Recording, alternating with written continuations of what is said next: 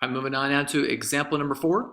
We have the log of 3x plus 2 base 5 equals 3. All right, so not very similar to example 1, 2, and 3, where those we just take the log of both sides, where this one we can't quite do that here. What we have to recognize is that this is written in logarithm form, and we want to convert this to exponential form.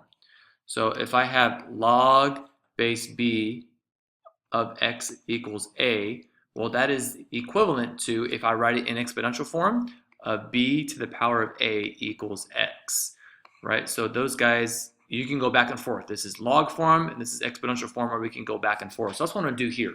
Okay, so I'm going to take my 5 right here, just like I did here with my b. I'm going to say 5 to the power of 3.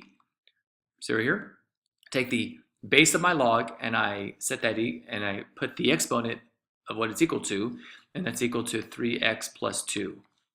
So basically, I went from logarithm form to exponential form. And now this is something that we can solve pretty easily.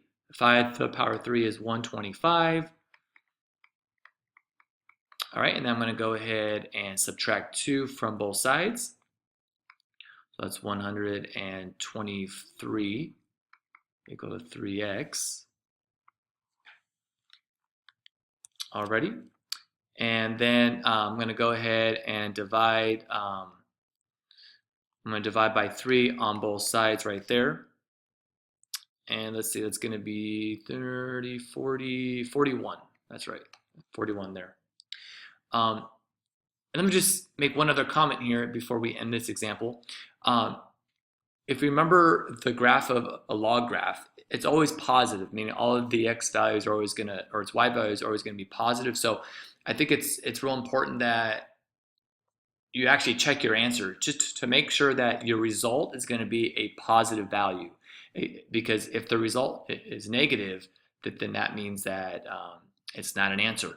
So I'm not saying that this answer has to be positive, because you can get negative x values.